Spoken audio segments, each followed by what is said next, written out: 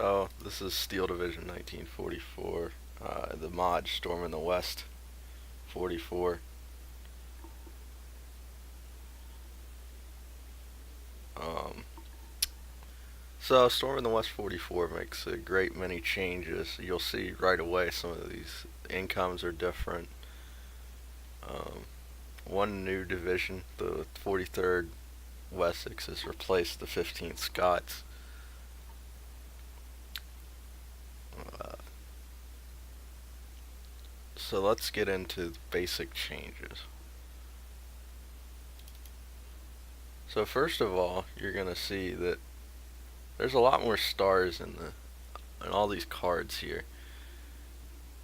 One of the basic changes is that uh, experienced stars only change morale.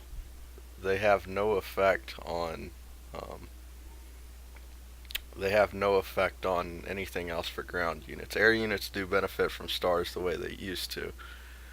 So what happened with veterancy is basically a lot of units got tags now that gives them bonuses. Like U.S. Rangers is a tag that gives a series of bonuses. There are a lot of these tags from Commandos to um, SS or Fallschirmjägers. That is the biggest change. Like these only affect suppression now, which is pretty important on infantry. A little bit less so on tanks, but you'll see the Allies have plenty of tanks with good morale. So representing their confidence in their own equipment. Okay. Let's go into some other. Other big changes. Every AP firing gun shoots 1,500 meters now. Every one of them has the same range. Now they have their AP and accuracy scaled to reflect that. But yeah, the general rule is you shoot 1,500 meter range unless you're a squeeze bore or a howitzer. Um, at that range, combat tends to be very RNG. The accuracy is fairly low. Um, you have a very low chance of hitting. But yes, tanks can fire 1,500 meters. So can AT guns. The tanks that can't generally are firing howitzers.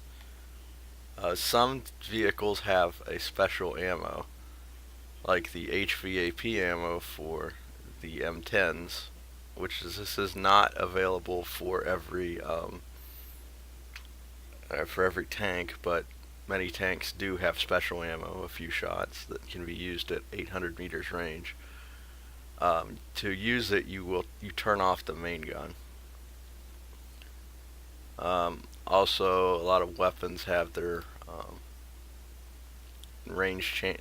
Small arms have their range changed a little bit increased.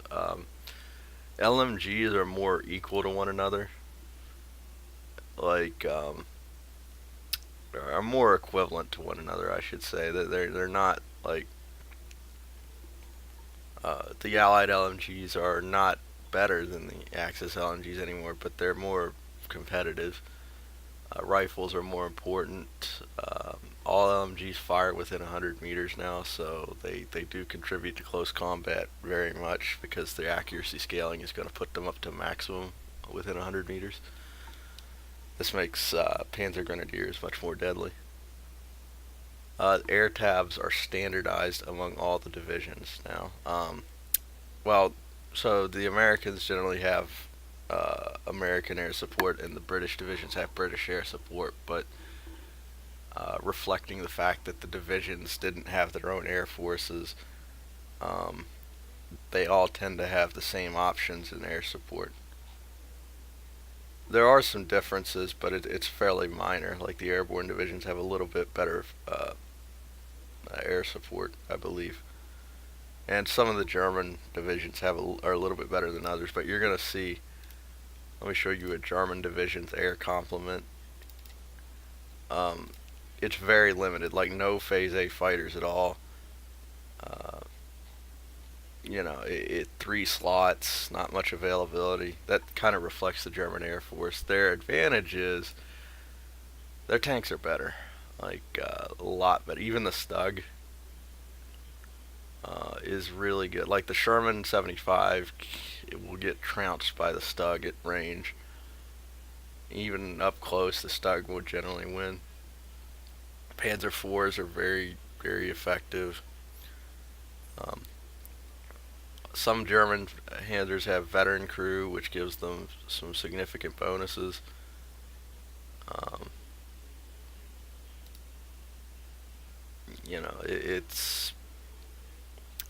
it's more interesting now, but although it does make the difference between armored and infantry divisions a lot more apparent.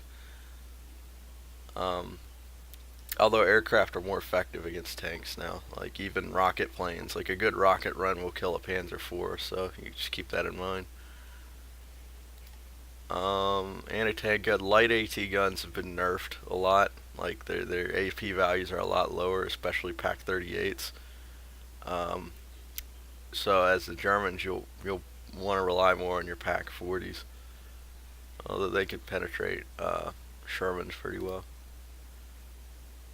The AP scaling is significantly reduced in the mod to 1 AP for every 350 meters now instead of 100 meters, which makes the scaling a lot less now. So generally, a tank that will beat another tank. So generally, like you'll never see Shermans beating King Tigers, and but however they are cheaper. Let me show you. Like a basic Sherman M4 Sherman is like 100 points now instead of 130. Um, the Sherman 76 doesn't have the extra ammo, and Shermans no longer have the aim time bonus, but they are cheaper now. This is about the price of a Panzer IV, but it has a little bit better front armor, so it's like 5 points more. The Sherman 75, 7 AP on the main gun with less scaling makes it a lot worse against tanks, but they are cheaper, significantly cheaper than they were before. And they'll still beat up on light vehicles. Also, the penetration calculation's a little different. You just have to, I believe being equal in AP gives you a 15% chance to penetrate, and then it goes up from there. The jumbo and the armor values and such. A lot of HE firing vehicles have heat rounds now, although they're not very accurate and they don't have much range. But these vehicles are more dangerous armored vehicles at close range now. Let's see. Oh, flamethrowers can be fired on the move in the mod.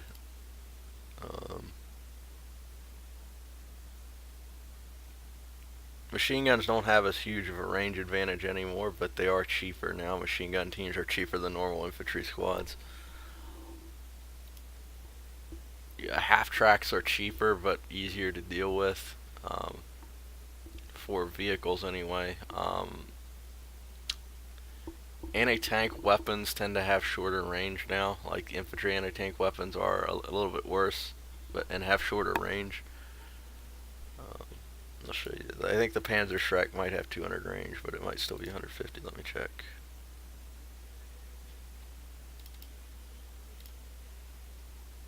Yeah, it has 150 range, AP 16. And then yeah, okay. And the Fallschirmjägers have their own tag, which makes them quite good.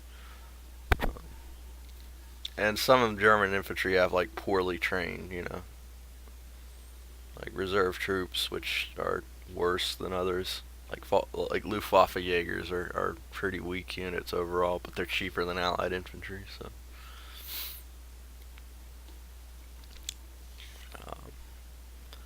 for certain decks, a lot of things are moved to support now. Like if we go to,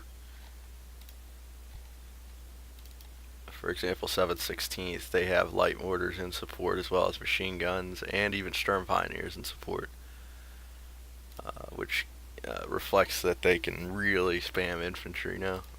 Tanks, a lot of the decks are changed to reflect historical. And this is just a buff that they gave to this division, so they now have Butte Shermans.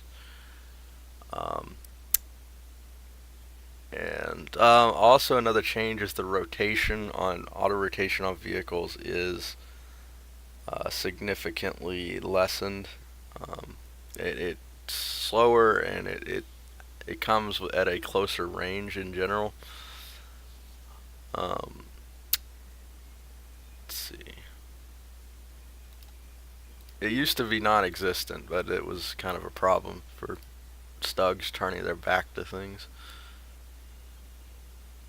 AA is more effective in general, and a lot of like 20 like AA 20 millimeter AA carries AP rounds now, so they're like a pretty good light anti-light vehicle defense. Um, yeah, 88s can one-shot planes, but they have a low chance to do it in the minimum range.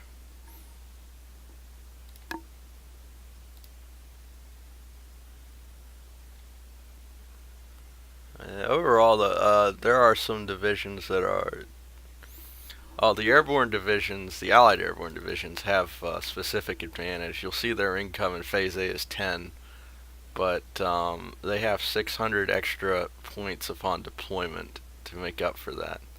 So they deploy with 1,100 points to start the game.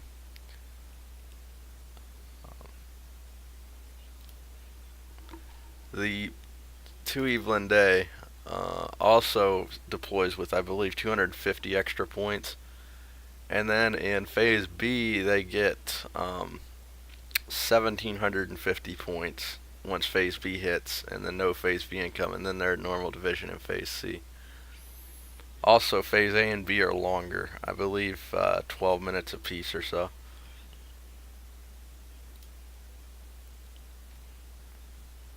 Also, certain divisions get point gifts at every phase change, but I'm not going to get into every single one of them. Interesting about Desert Rats is they have a tag that has both penalties and benefits. They can choose between exhausted veterans and normal troops with stars.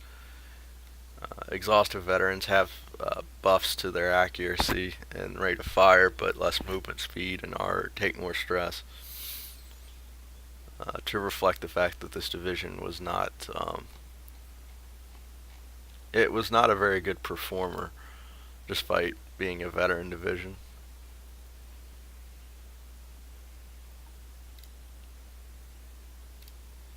Um,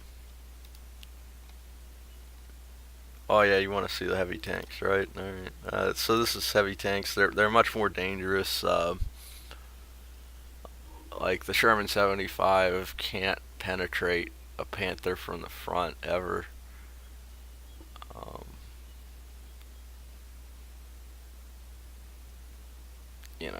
a lot of the divisions have been adjusted to their real TOEs. You have an option between elite Panthers, veteran Panthers, or non-veteran Panthers that reflects the fact that the Panthers were part of normal Panzer companies, and the Panthers in normal Panzer companies could vary in crew quality, and you have the same option for the Panzer IVs. When you have Tigers or King Tigers, they're all veteran crews because the Schwer Panzer battalions were significantly they were well trained. And of course the Panzer III, as you can see, that 50 millimeters not nearly as good as it is in vanilla. It's not a match for Shermans in that regard, except if it can use its special ammunition, which will penetrate Sherman armor. So that's major advantage, is having that elite crew. It costs about the same as a Sherman. It will trounce Stuarts. Light vehicles tend to be autocannons are very powerful. Because of the way AP works, like even if you just match somebody, you have a 15% chance to pin. So you can see, like, if you can get within 600 meters or so, you can really shred light vehicles. And there's some new combinations like Spa Troop and these cannon carrying half tracks. Just a few different things like that. Yeah, if you look at Blend A, like their Phase A is French resistance. It's kind of like the DVSAS from Vanilla, but this was actually done before the DVSAS was there. And yeah, they have some penalties. The FFI units do.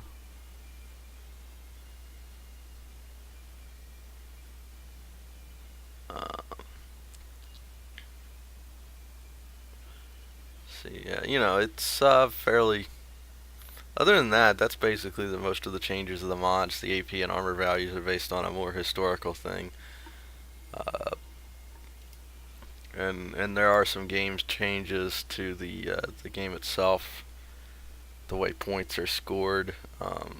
Points are scored more slowly in the game, and it takes a little bit more. The scoring is generally per um, close combat rules, even in Conquest. See, other than that, that's about it for the mod.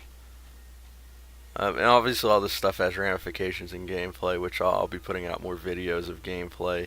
Hopefully, some PvP gameplay but certainly against the AI, I'll show off a few games. And so, thanks for watching.